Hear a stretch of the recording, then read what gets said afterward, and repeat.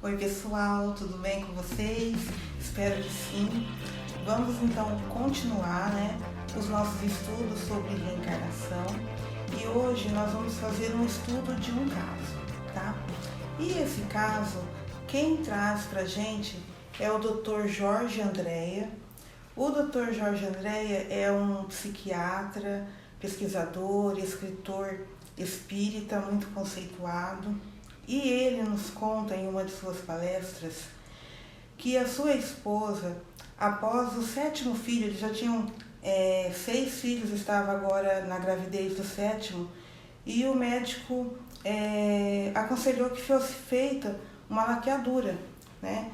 Então, eles resolveram fazer, né? Ela fez essa cirurgia, só que durante o processo da cirurgia, alguma coisa não deu muito certo, e acabou que ela teve a perda, né, da sua trompa, acabou acontecendo um corte, né, o que tornaria irreversível essa cirurgia, ou seja, nunca mais ela poderia engravidar, poderia ter um filho.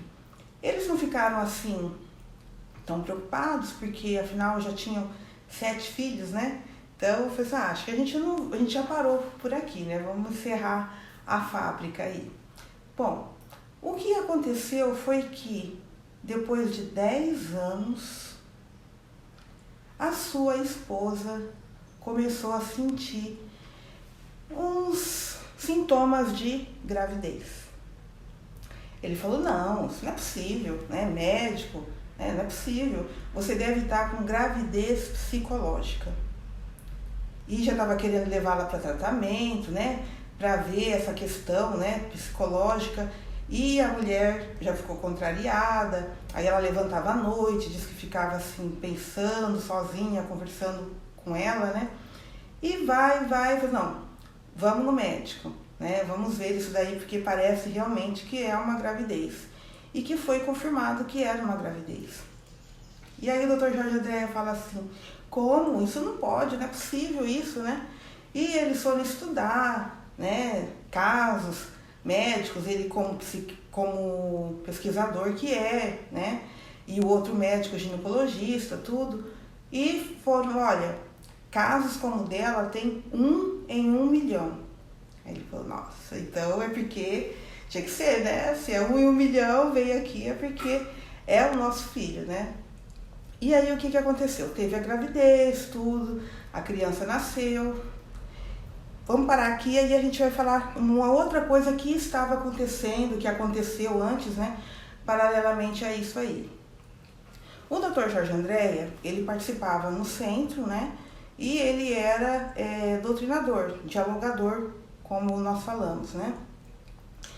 E o que aconteceu? Veio um espírito, começou a vir um espírito, esse espírito ele deu comunicação 13 vezes, o que não é normal, não é. Mas aconteceu isso, né? E esse espírito, ele era um general nazista. Ele tinha sido, na sua última reencarnação, um general nazista. E ele é extremamente inteligente, totalmente consciente de si, né, da sua situação espiritual, das suas capacidades, né? E ele falou que ele foi lá no centro para ver o que estava acontecendo, porque a espiritualidade ligada àquele grupo havia mexido no local onde ele estava, né? Porque ele falou que quando ele desencarnou, ele já tinha consciência que ele tinha desencarnado, e ele, como comandante, pegou vários alemães que também estavam naquela região onde ele estava ali e formou um grupo que ele comandava. Então formou o seu exército, né? E passou a comandar. E a espiritualidade daquele grupo foi até aquele local, mexeu com eles, né?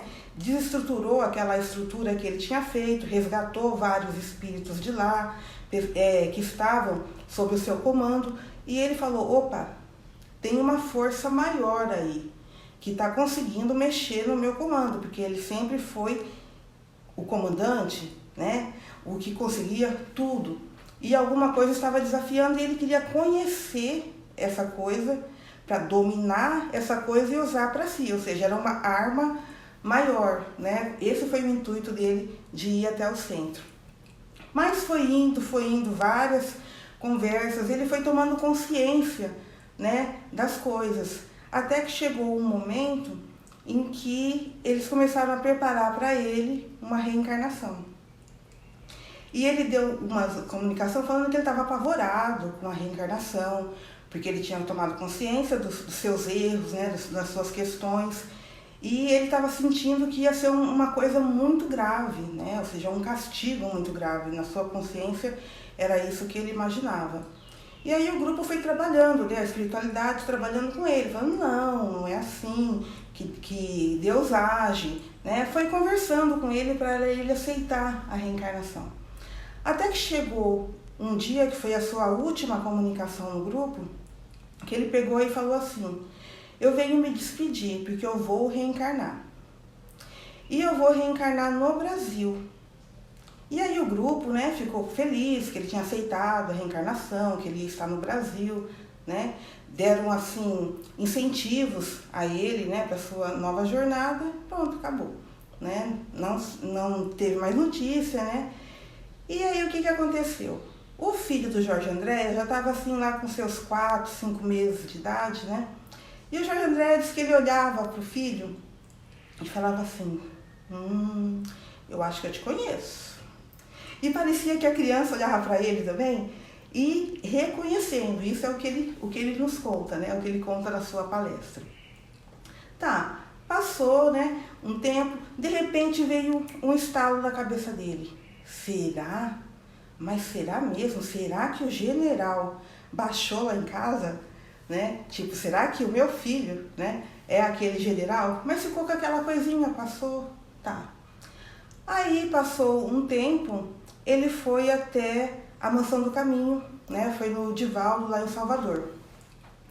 Aí ele participou da palestra com o Divaldo, tudo. Depois que ele foi hospedado lá na Mansão do Caminho com o Divaldo, na casa do Divaldo, né, na reunião íntima da casa dele, né, a Joana de Ângeles, que é a mentora do Divaldo Franco, veio e deu explicação para ele. Não é que ele foi buscar isso, mas como ela sabia que tinha isso dentro dele e também serviria, né, uma forma de estudo, de aprendizagem para as pessoas, ela veio e contou para ele. Falou, olha, o seu filho é aquele general. Divaldo não sabia dessa história do general. Ninguém sabia, era só aquele grupo mediúnico que ele frequentava. Porque não se sai comentando, né, as coisas que acontecem na reunião mediúnica. Mas aí ela pegou e contou, falou, é ele. Ele veio para vocês. Você e a sua esposa foram retirados em sonho. Em sonho, vocês, desdobrados, né, em espírito, em sonho, vocês conversaram com a equipe espiritual responsável pela reencarnação desse espírito.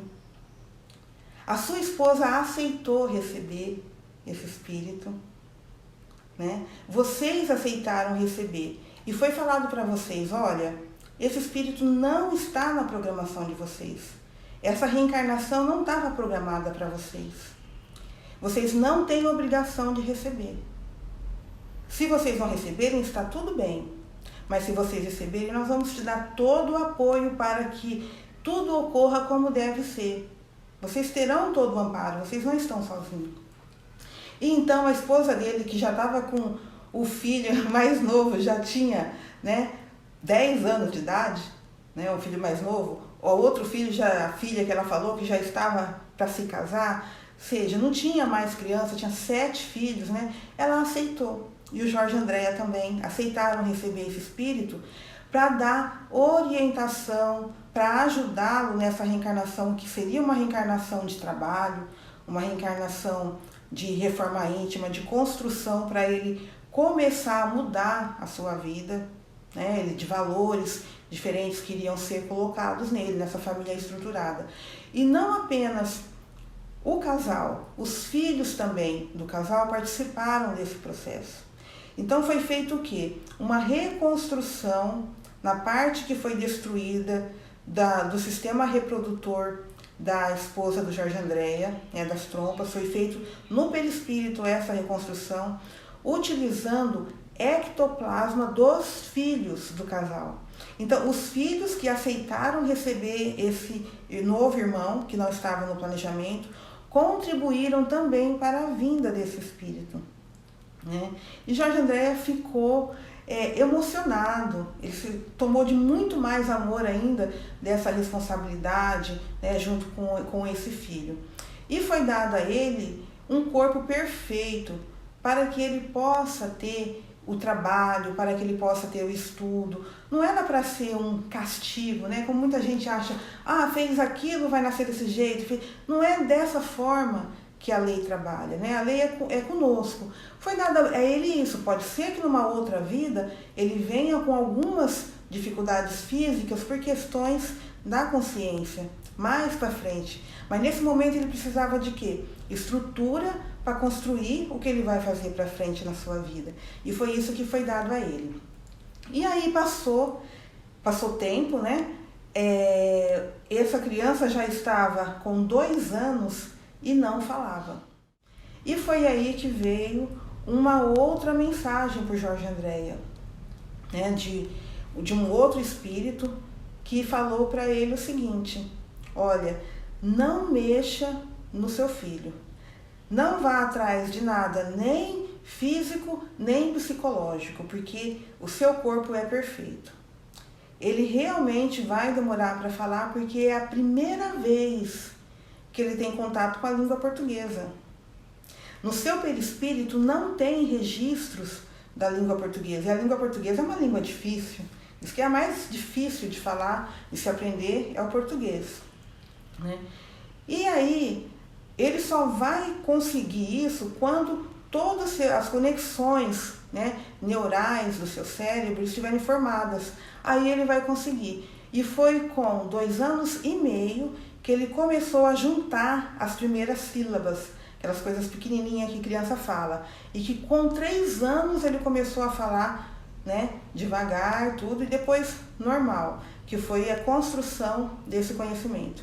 E o Jorge Andréia fala que ele percebeu várias características do general, né, de uma pessoa dominadora, de uma pessoa de autoridade, no filho criancinha, que como criança ele tinha atitudes de adulto e muitas vezes ímpeto de fazer assim com o dedo, de isso, aquilo, sem conseguir nem falar, mas só na expressão. Aí ele brinca, né, falando assim, que ele encerrou falando assim para o filho dele: escuta aqui, general, uma vez que ele levantou o dedo fazendo assim e deu um grunhido assim, eu quero, sabe, como fosse falar que queria isso, fizesse aquilo, né? Diz que ele segurou a mãozinha dele e falou assim: escuta aqui, general, o senhor está no Brasil e aqui o senhor vai começar como soldado raso, pode esquecer as suas estrelinhas de general.